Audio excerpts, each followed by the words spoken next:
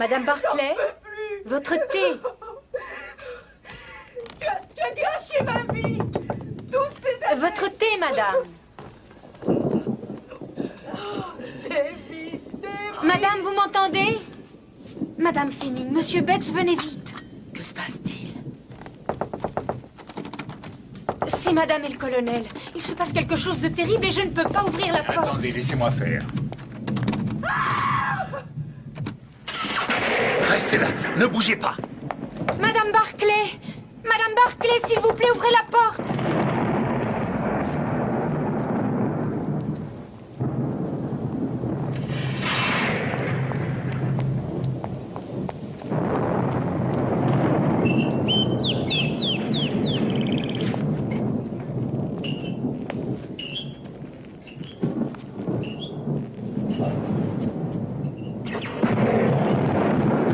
Madame Barclay, ouvrez la porte! La porte est verrouillée de l'intérieur et nous n'avons pas de clé. Je vais chercher un médecin et appeler la police.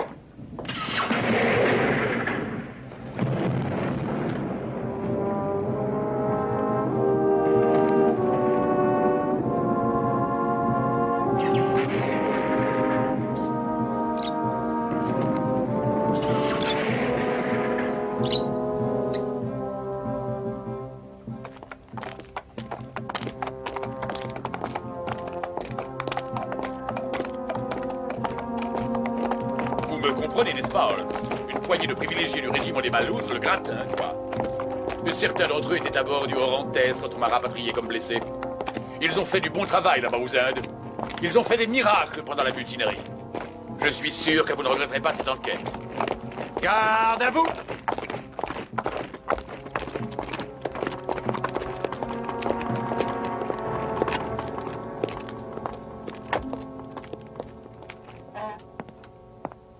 Docteur John Watson, ancien médecin militaire attaché à l'armée royale du Berkshire, maintenant en service civil. Murphy, chef d'escadron à titre temporaire à la tête du Royal Mallows suite à la mort tragique de notre colonel. Monsieur Holmes, je suppose? Je vous en prie.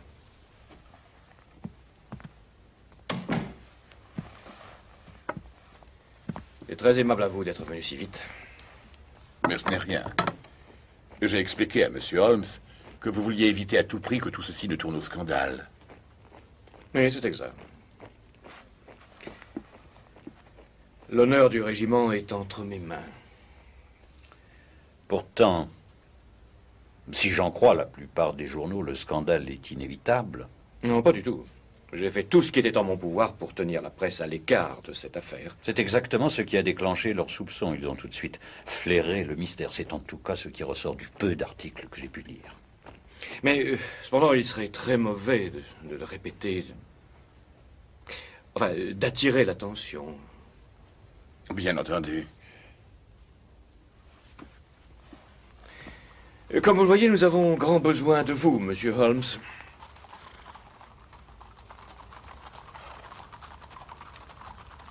Mais dites quelque chose, Holmes.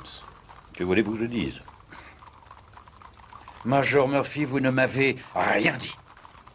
Si je suis venu ici, c'est grâce à la persuasion de mon ami d'Aldershot, qui a plus d'intérêt dans les affaires militaires que moi.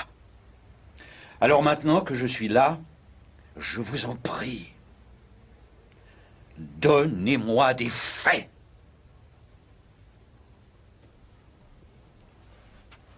L'officier commandant de ce régiment, le colonel James Barclay, a été trouvé mort dans sa villa, aux environs de 22 heures, la nuit dernière. Le corps qui a été découvert par un de ses soldats et fidèles serviteurs gisait dans le petit salon. La plaie importante qu'il avait derrière la tête n'a pu être faite que par un instrument contondant et émoussé. Le coup porté a été très violent. Et sur le sol, à côté du corps, il y avait un objet en bois curieux, comme une canne taillée à la main. Ensuite, allongée sur un canapé, évanouie, se trouvait sa femme, Nancy, Madame Barclay. Je vous en prie, continuez, Major Murphy.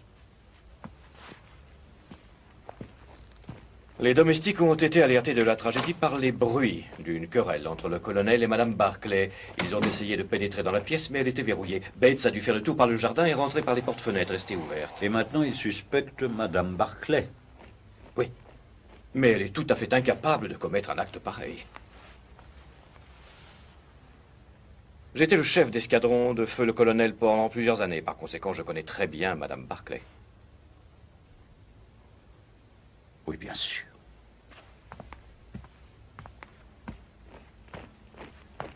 Parlez-moi du colonel Barclay. Était-il apprécié et respecté des hommes qui étaient sous son commandement? Considérant son passé militaire, cela aurait pu être pire, oui. Passé militaire, pourquoi il a été en disgrâce? Non. Mais ce qui est généralement méconnu du public, c'est que Jim Barclay a débuté sa carrière comme conscrit dans le régiment des Mallows. Ah oui, vraiment. De simple soldat, il est devenu commandant dans le même régiment. Exploit assez rare. C'est son courage exemplaire dans la mutinerie indienne qui lui a valu ses premiers galons. Et ensuite, son avancement s'est poursuivi très rapidement. Plus rapidement que le mien, par exemple. Impressionnant. Et je suppose que la malheureuse Madame Barclay est en garde à vue? Non. Non, pas exactement, non. Elle est en observation à l'hôpital, avec un officier de police en faction devant sa porte. Nancy Barclay est une très belle femme. Mais si vous l'aviez vue aux Indes quand elle était jeune fille, il y a 30 ans... Elle était la mascotte du régiment. Son père était un adjudant de la vieille école. Et par conséquent, un beau-père redoutable pour n'importe quel soldat. Je me souviens que tous les hommes de ma compagnie la considéraient comme la plus belle fille de la garnison. En tant que jeune officier, je ne la rencontrais pas souvent, mais j'étais conscient qu'elle était la plus ravissante, la plus vive, la plus spirituelle des jeunes filles.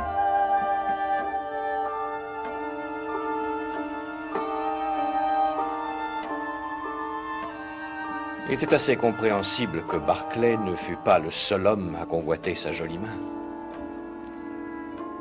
Mais finalement, c'est sur lui qu'elle porta son choix.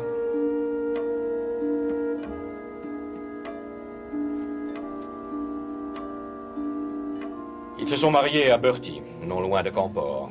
Quelques mois plus tard, la garnison de cette ville assiégée était relevée par la colonne du général Neal. C'était l'été 1858.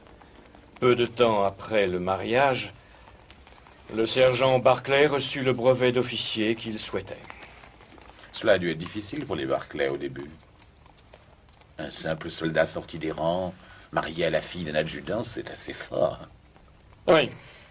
Il paraît qu'il y a eu des petits désaccords sociaux. Mais Nancy a su se comporter avec dignité et charme. Elle s'est fait accepter sans réserve. Barclay a eu une carrière florissante et le régiment est revenu des Indes il y a maintenant 5 ans. C'est à ce moment-là qu'il devint officier commandant. Et le mariage était-il toujours aussi harmonieux? En apparence, oui. En apparence? Bon, tout le monde pensait à l'époque que c'était un succès, qu'ils étaient faits l'un pour l'autre. Et vous, qu'en pensiez-vous, Major Murphy? Ma position relativement importante m'a souvent conduit chez les Barclay. Et j'y ai vu une face différente du mariage. La vérité est plus importante que la fidélité à votre défunt commandant. Un soir où j'étais allé dîner chez les Barclay, j'étais tout juste sorti de la villa quand j'ai réalisé que mon étui à cigare était resté dans la salle à manger. Je revins sur mes pas, la porte d'entrée était ouverte, et Jane, la bonne, était dans le hall. Je suis heureux que vous soyez encore là, j'ai oublié mon étui à cigare sur la table. Je crois que le colonel et Madame Barclay sont partis se coucher. Pour l'amour du ciel, Jane. Vas-y, à vous. Qui est-ce? Qui? Mais laisse-moi, je t'en prie. Mais tu me fais mal. Dis-moi que tu m'aimes alors. Moi et personne d'autre. Tu m'entends? Est-ce que tu m'entends? Mais est-ce que je me serais mariée si je ne t'aimais pas? Je n'en sais rien, moi. Je me le demande parfois.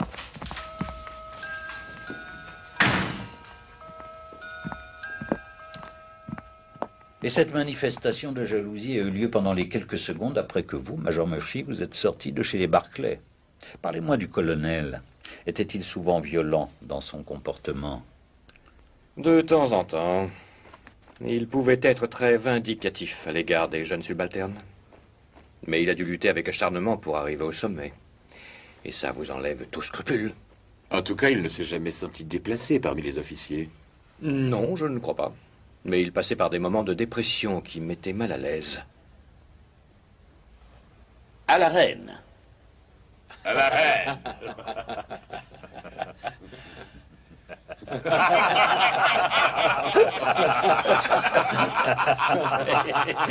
Et parfois, lorsque nous évoquions d'anciennes campagnes, la Crimée, la guerre en Afghanistan, son sourire disparaissait souvent de sa bouche, comme si une main invisible lui avait arraché ce sourire.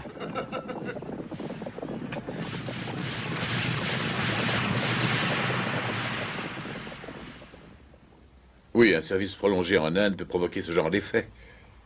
Je l'ai constaté quand j'étais à Berkshire. Vous avez fait mention d'un objet en bois qui se trouvait près du corps. Était-ce un souvenir des Indes rapporté par le colonel? Les domestiques disent de jamais avoir vu cet objet auparavant dans la maison. Et j'affirme ne pas l'avoir vu au cours de mes visites. C'était assez long. Et la police?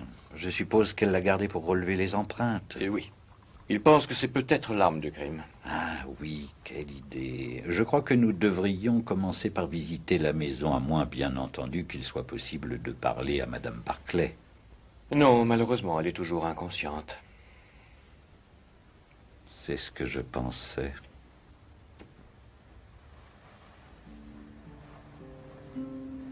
David. David.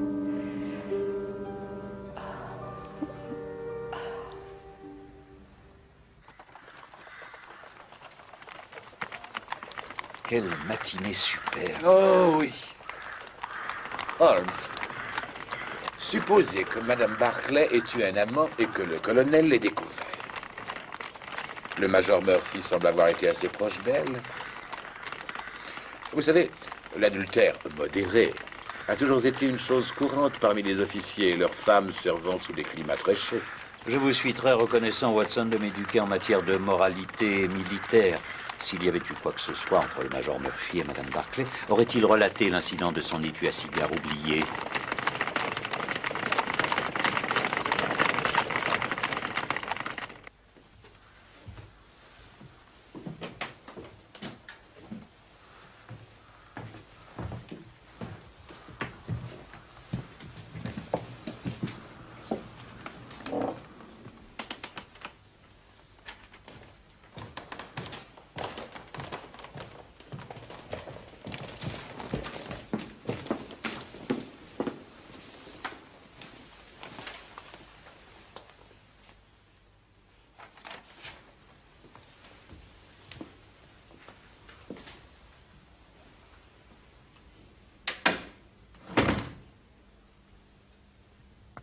Il était à peu près 7h30, monsieur.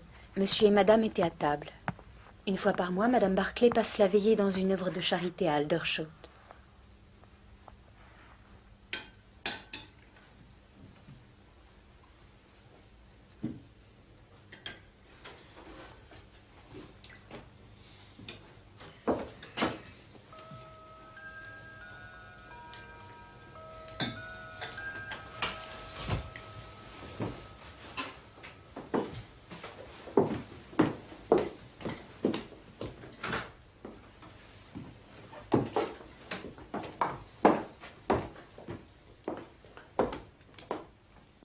Où allez-vous pour être aussi pressé?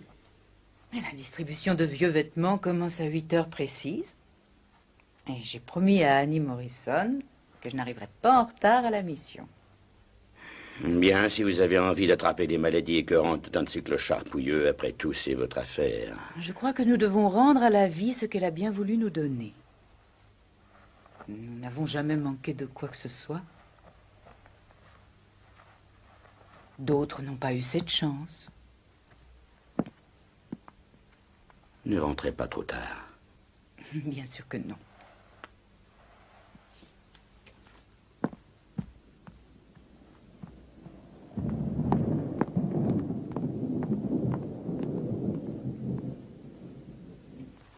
Madame Barclay est rentrée, il devait être un peu plus de 9h, monsieur. J'étais dans la cuisine en train de donner un coup de main pour le rangement. Il y avait le tonnerre qui grondait à distance et je disais justement à Madame Fenning que l'orage arrivait quand j'ai entendu la clochette du petit salon. Alors je m'y suis rendue tout de suite et j'ai vu que Madame était rentrée. Elle faisait les 100 pas dans cette pièce. Vraiment pâle. Très troublée.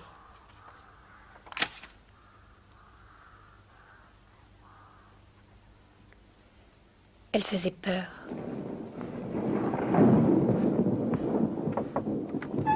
Vous avez sonné, madame? Oui, Jane.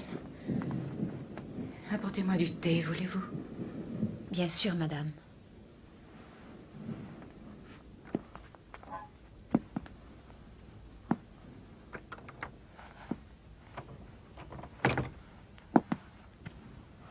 Jane, est-ce que c'est vous?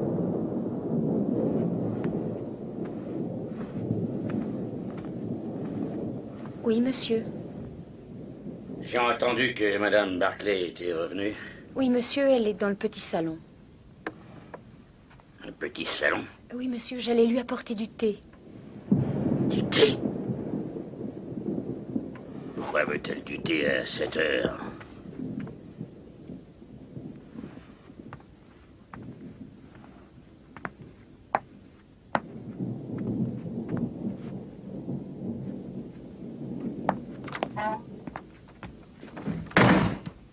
Et c'est, je présume, la dernière fois que vous avez vu le colonel Barclay vivant.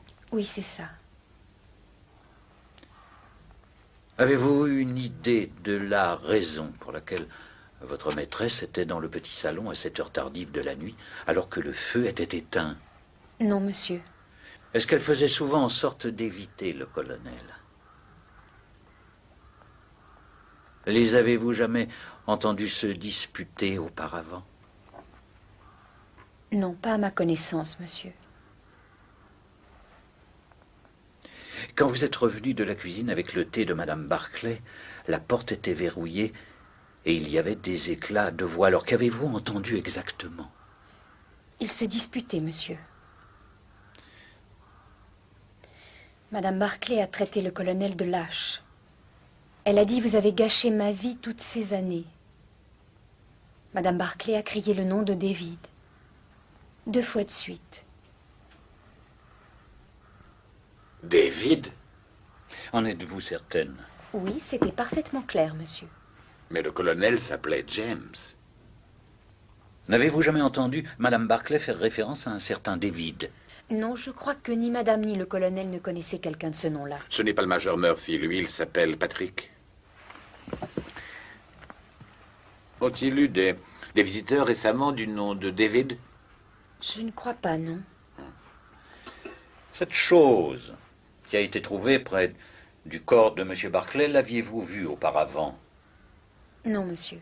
Le colonel avait quelques trophées des Indes, mais rien qui ressemblait à ça. En êtes-vous sûre et certaine, mademoiselle Stewart? Oui, sûr. Je ne sais pas d'où ça pouvait venir. Très bien, ce sera tout.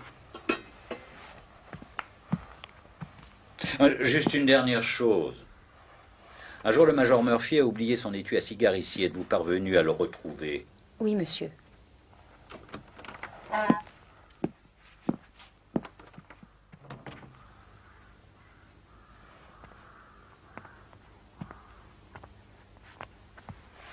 Le colonel était allongé sur le sol à cet endroit.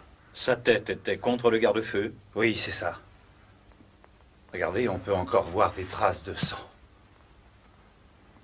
Mais le plus effrayant de tout, c'était son visage, je dois dire. Son visage? Ah, quand j'ai retourné le corps, j'ai failli m'évanouir en le voyant. Il était complètement crispé, grimaçant, avec la pire expression de frayeur que j'ai jamais vue. Comme s'il avait pressenti sa propre mort? Oui, peut-être bien. Merci, Bates. Quelle apparition, quel monstre était-ce qui ait pu effrayer le colonel de la sorte? Pas Nancy Barclay, en tout cas. Oui, cette porte était verrouillée, et en plus, on n'avait pas de clé, elle était perdue. Perdue? Oui, finalement, on a dû demander au serrurier de nous ouvrir. Êtes-vous certain d'avoir bien cherché? Oh, ça oui, on a tout retourné. Madame Barclay ne l'avait pas. Et elle n'était pas dans les poches du colonel, monsieur? Je vous remercie, Madame Finney.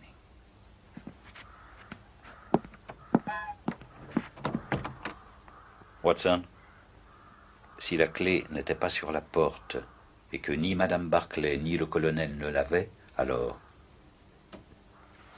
Alors il y avait obligatoirement une troisième personne.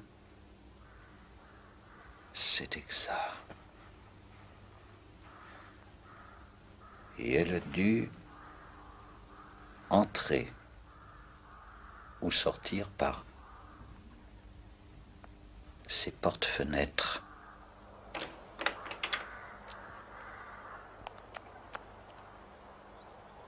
Ça, ce sont les empreintes de Betts. Et là, ce sont les empreintes de quelqu'un d'autre. Quelqu'un a récemment traversé cette pelouse.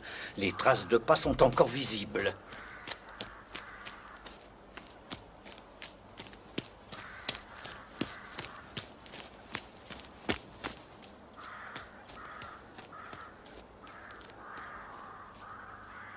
Il est entré et sorti par ces portes-fenêtres, Watson. Nous sommes sur la bonne piste.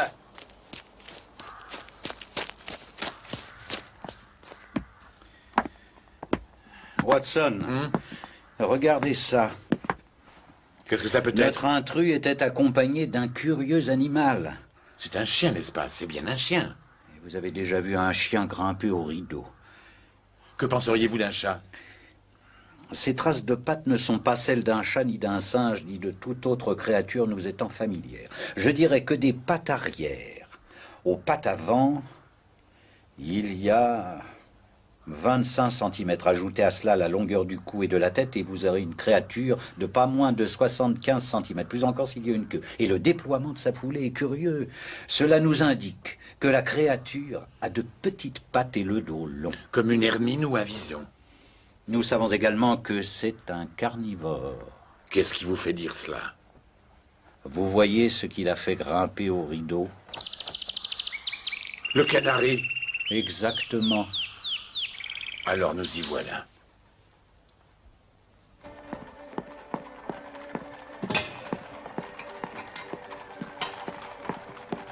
Non, je ne veux pas. Je ne peux pas. Je ne peux pas trahir une amie. Je vous en prie, ne me le demandez pas.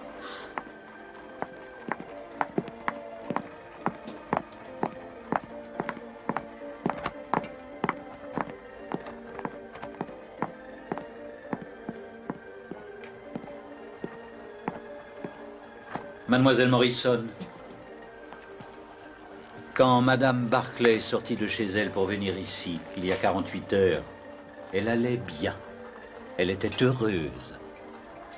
Lorsqu'elle est rentrée 2 heures plus tard, c'était une autre femme. Et maintenant, la police la suspecte d'un meurtre. Vous le devez à votre amie, pour blanchir son nom. Vous devez me dire ce qui s'est passé cette nuit-là pour qu'elle ait tellement changé. Bon, très bien. Je vais briser ma promesse de silence, puisque mes révélations doivent l'aider. Nous sommes suspendus à vos lèvres. C'était vraiment bizarre. Il faut que je vous explique que nous voyons des hommes de toutes sortes et de toutes conditions ici. Tenez, l'autre nuit, j'ai vu la créature la plus extraordinaire que j'ai jamais vue de ma vie. Il n'était pas uniquement laid et bossu, mais aussi éclopé. Et il marchait avec les genoux pliés. La peau de son visage avait l'air brûlée par le soleil, craquelée et ridée comme une vieille pomme. Je me suis dit à moi-même que vraiment il y en a qui sont arrivés sur cette terre pour ne connaître que la souffrance. Cette vision était encore plus irréelle du fait que l'homme portait un costume oriental.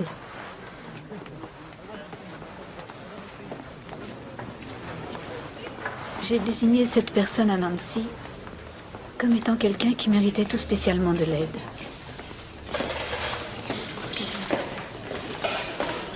En plus, Nancy était de très bonne humeur ce soir-là. Et elle est allée trouver cet homme pour lui demander s'il avait besoin de quelque chose. C'est à ce moment-là que Nancy a changé. Elle était en train de parler à cet homme quand soudain, elle est devenue pâle comme un linge. On aurait dit qu'elle venait de voir un fantôme. L'homme lui aussi parut étrangement affecté en la voyant. Et puis, il s'est mis à gesticuler sauvagement. Ils sont allés tous les deux dans un coin tranquille du hall. Et ils ont parlé pendant quelques minutes. Jusqu'à ce que j'entende les cris furieux de l'homme et que je le vois menacer le ciel de ses poings.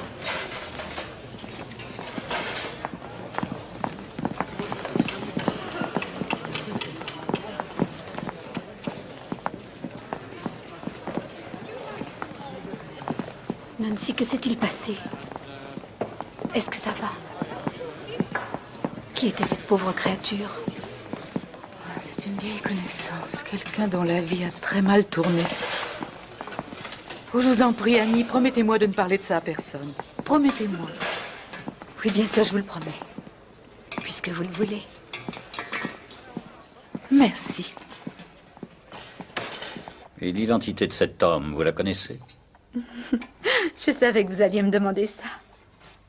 Eh bien, après cette terrible épreuve, Nancy est partie. J'ai naturellement fait ma petite enquête auprès des habitués. Une personnalité aussi surprenante a bien entendu attiré les attentions. Il s'avérerait que c'est un ancien soldat rentré des Indes depuis peu de temps. Mais personne ne sait rien de ses origines. Si ce n'est qu'il gagne son pain en distrayant les troupes. Des tours de magie. Quelque chose comme ça. Et avez-vous parlé de lui à la police? Bien sûr que non. Une promesse est une promesse. Oui, bien entendu. Merci, mademoiselle Morrison.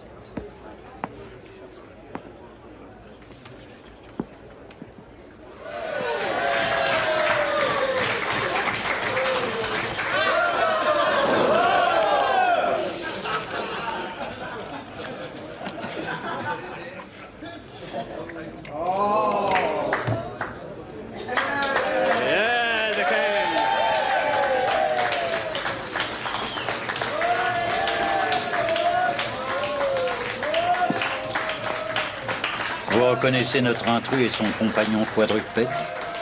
C'est une mangouste. Je crois que nous tenons notre homme.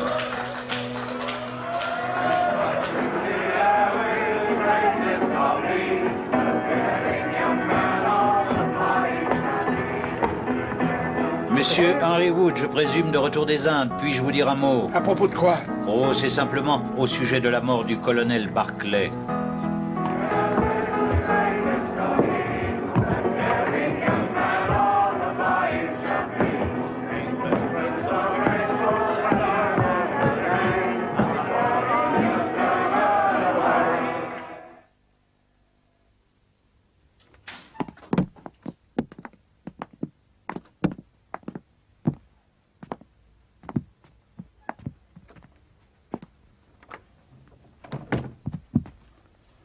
Elle est innocente. Vous pouvez me croire sur parole. Alors vous êtes coupable? Non. Je ne suis pas coupable. Alors qui a assassiné le colonel dans ce cas? C'est la Providence qui a tué cet enfant de salaud. Sa propre mauvaise conscience. Vous ne pourriez pas nous expliquer? Bon Dieu. Si je lui avais fracassé le crâne, comme j'avais bien envie de le faire, eh bien il aurait eu juste ce qu'il méritait. Non. J'ai même pas levé une main sur lui. Il m'a épargné cette peine. Je vais vous raconter mon histoire. Parce que j'ai plus rien, alors je n'ai pas de raison d'avoir honte.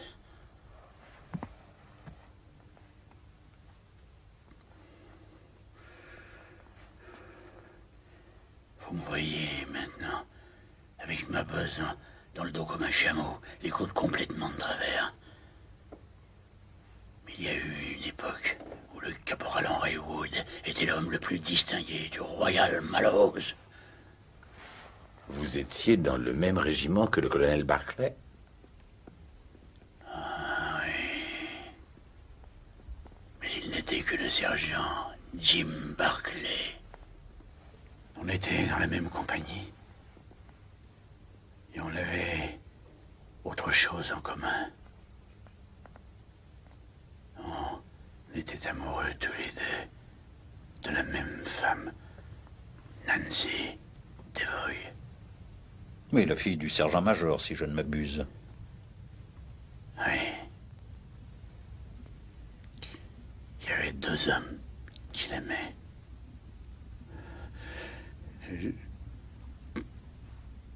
Mais elle n'en aimait qu'un seul.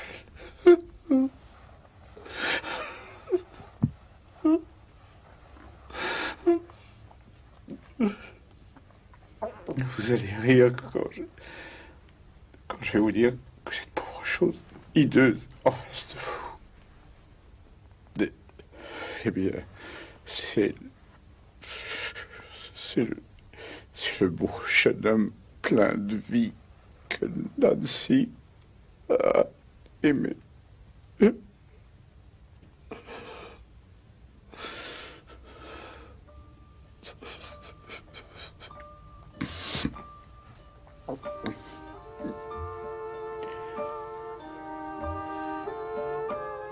J'étais celui qu'elle aimait depuis toujours. Malheureusement, son père, lui, ne me portait pas dans son cœur. J'étais un peu tête brûlée et légèrement sans gêne.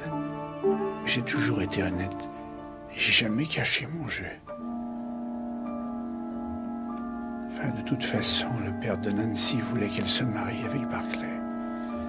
Lui, il s'arrangeait toujours pour être en dehors des mauvais coups. Il se tenait toujours très correctement. Ce n'est pas comme moi, qui emmenait Nancy dans des endroits que son père n'aimait pas. Barclay, lui, il avait reçu une bonne éducation, était destiné à faire carrière. Un officier, c'est quand même un bien meilleur parti qu'un simple soldat. Mais elle me restait fidèle, elle ne voulait que moi. Et on se serait mariés si ça n'avait pas été cette mutinerie. Mais pourquoi Nancy Devoy ne s'est-elle pas mariée avec l'homme qu'elle aimait? C'était la mousson en 1857. Les soldats du pays s'insurgeaient contre les Britanniques. Le régiment était coincé à Birdie. Il y avait des milliers de rebelles autour de nous, féroces comme des chiens qui ont vu des rats en cage. Les vivres et les munitions commençaient à manquer. Et il fallait qu'on rentre en contact avec la colonne du général Neal, qui était dans l'arrière-pays. C'était notre seule chance de nous en sortir.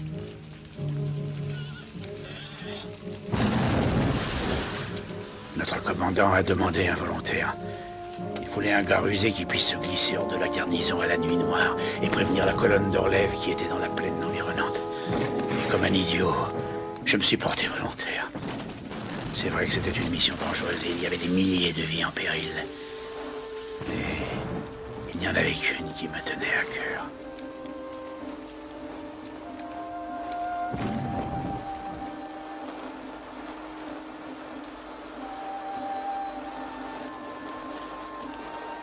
Celle de Nancy Devoy, la femme que j'aimais, la plus droite de toutes et la plus sensuelle à la fois. Le plus dur, ça a été de lui dire adieu.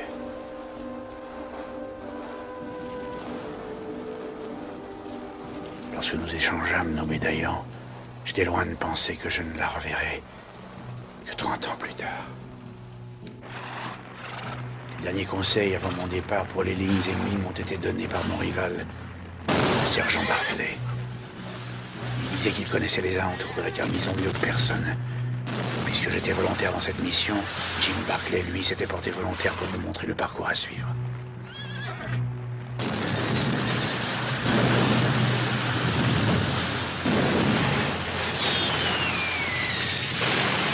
À 10 heures, j'étais marré couvert par le feu de mes camarades.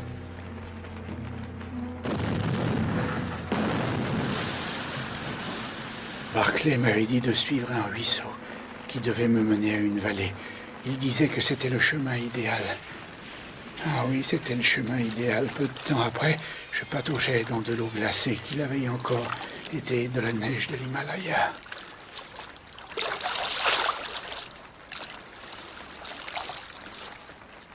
Je pouvais apercevoir les lumières et les feux de camp des rebelles.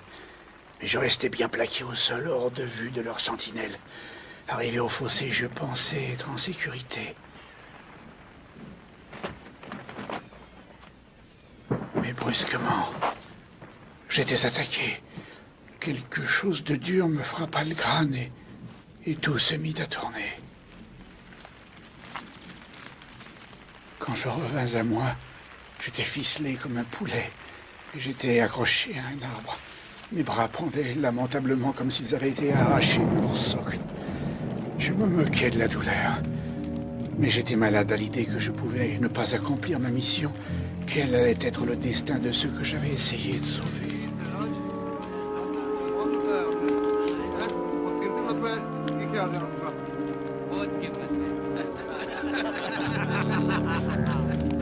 Mais mon plus gros choc, je l'ai reçu quand les rebelles ont discuté entre eux. J'en entendis assez pour réaliser que j'avais été trahi. L'homme qui m'avait montré le chemin m'avait jeté entre les mains de l'ennemi. Barclay s'était débarrassé de moi pour me prendre Nancy.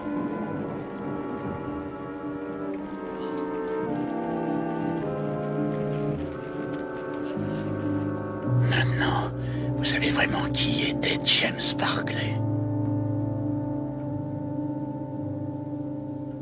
Et puis, par chance, la colonne du général Neal était déjà en route pour relever Birdie. Les rebelles battaient en retraite. Mais ils m'ont entraîné avec eux. Ils m'ont torturé. J'ai essayé de leur échapper. Mais ils m'ont torturé encore. Et il s'est passé de bien longues années avant que je ne revoie un visage blanc.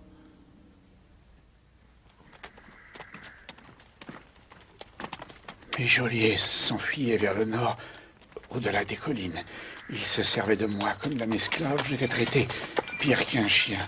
Et ils ont failli me briser tous les os du corps. Parfois, j'aurais préféré qu'ils me tuent. Et mes sentiments de haine et de mépris pour l'homme qui avait détruit ma vie me redonnaient du courage. Je ne pensais qu'à la revanche.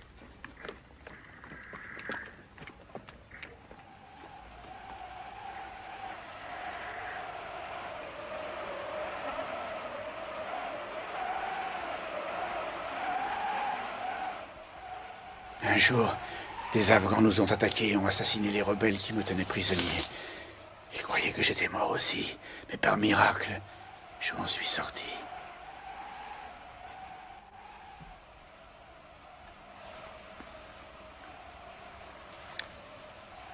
J'étais vengé de mes tortionnaires. Maintenant, je n'attendais plus que Barclay.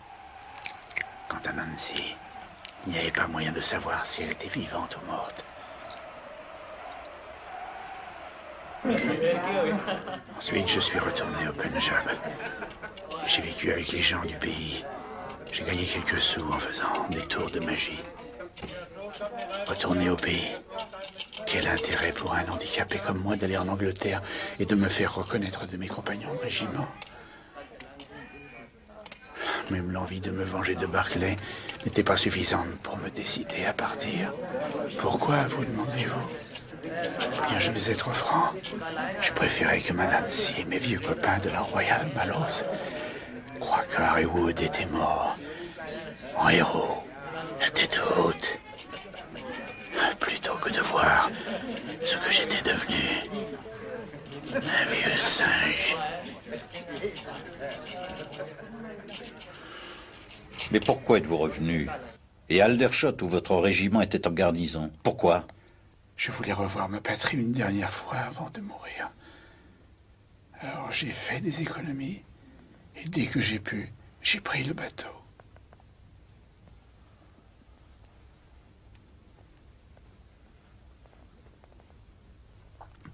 Mais je ne savais pas que le régiment était en garnison ici à Aldershot. Je voulais juste aller là où il y avait encore des soldats. Je pouvais gagner mon pain en faisant le tour des cantines avec ma magie pour les distraire. Mais je ne pensais même plus à Barclay. Le feu de la vengeance qui brûlait chez moi s'était éteint. Jusqu'à ce que je la revoie. Oh oui.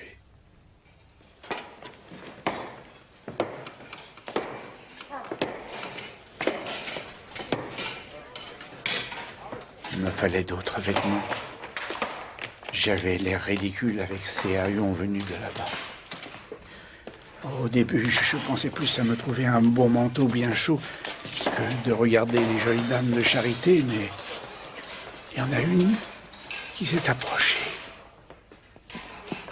Et je l'ai reconnue tout de suite.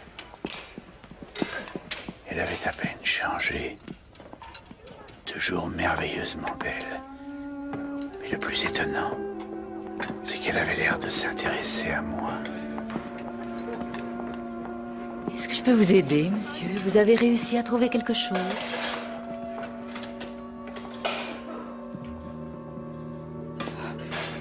Excusez-moi, je crois que... Nancy, c'est moi. Harry, n'aie pas peur. Je pensais que vous étiez mort depuis 30 ans. J'étais mort. Je m'étais juré que tu ne me verrais jamais dans cet état.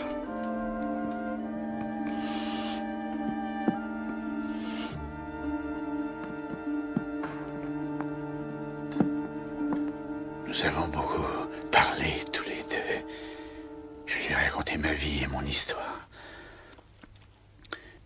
J'aurais dû lui épargner la vérité à propos de son mari, mais ça a été plus fort que moi. Je n'ai pas pu retenir plus longtemps. 30 ans de misère. Elle avait l'air d'être aussi malheureuse après ce que j'avais dit que je n'ai pu le supporter. Je suis sorti. Et puis, je l'ai vue partir de la mission. Je l'ai suivie jusqu'à chez elle. Elle est rentrée dans sa maison. Une lumière s'est allumée. Elle était là, assise. Et lui est arrivé dans la pièce. James, il faut que je te parle. Pourquoi fermes-tu la porte? Je t'avais bien dit de ne pas rentrer tard, je te l'avais bien dit. Non, je veux te parler. Avec qui étais-tu? Avec qui étais-tu, hein?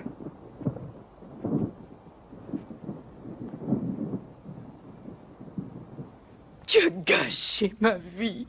Toutes ces années. Toutes ces belles années. Oh, comment as-tu pu faire une chose si horrible, si vile?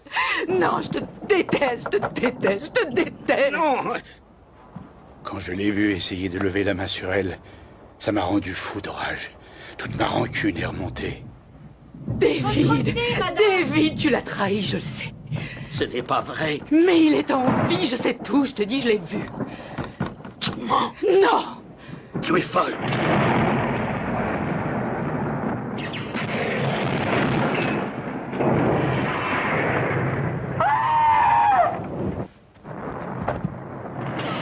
Son regard, je n'avais jamais vu un homme avec cette expression.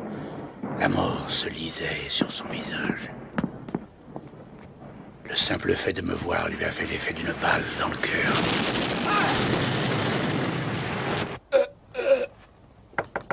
Madame Barclay! Madame Barclay, ouvrez la porte! Il s'est fracassé le crâne sur le garde-feu. qu'il était déjà mort avant de tomber.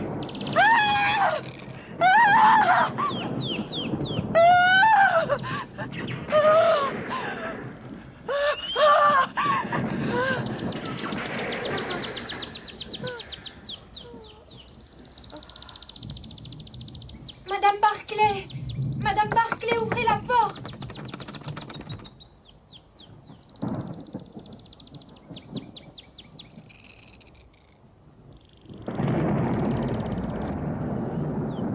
J'ai pris les clés dans l'idée d'aller ouvrir et chercher de l'aide, mais finalement, j'ai pensé qu'il valait mieux que je m'en aille si je ne voulais pas que ça tourne mal pour moi. Teddy était monté au rideau. Il fallait que je le récupère, alors dans ma hâte, j'ai mis les clés dans ma poche. Teddy?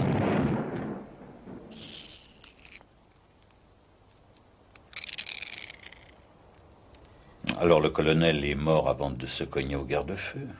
Une crise d'apoplexie, je suppose, provoquée par le choc. Monsieur Wood, si le médecin légiste arrive à cette conclusion, Madame Barclay... Nancy... sera libérée. Je suis certain que vous n'émettrez pas d'objection à répéter votre histoire à la police si besoin en est. Monsieur Holmes, comment va Nancy? Elle est à l'hôpital, et j'ai cru comprendre qu'elle serait bientôt complètement rétablie. Dieu soit loué.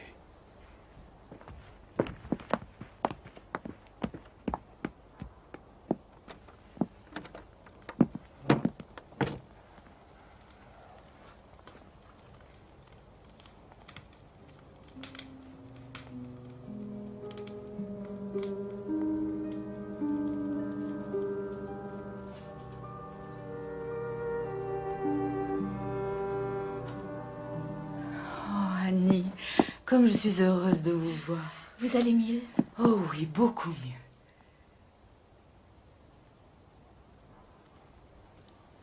Holmes, il y a encore une chose qui me tracasse. Si le prénom du colonel était James, et celui de ce pauvre Wood, Henry ou Harry, qui diantre était David? Mon cher Watson, ce nom de David aurait dû me dévoiler toute l'histoire si j'avais été l'intellectuel idéal que vous aimez tant dépeindre. Hélas, mon raisonnement déductif m'a fait défaut. Vous voyez, David, en réalité David, était de toute évidence utilisé comme terme de reproche. De reproche? Ne vous souvenez-vous pas du roi David qui envoya Uriah le Hittite en première ligne du front pour qu'il soit tué et ainsi pouvoir lui voler sa femme Bathsheba? Je crois que vous trouverez l'histoire dans le premier ou le deuxième livre de Samuel. Mon Ancien Testament est un peu loin.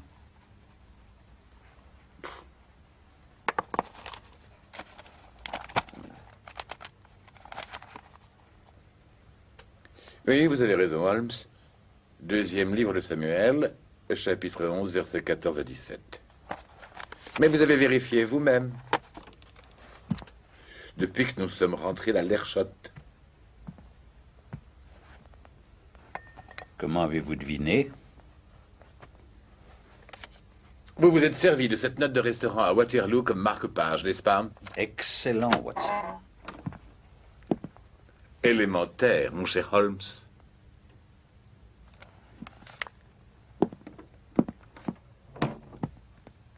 Bonne nuit, cher ami.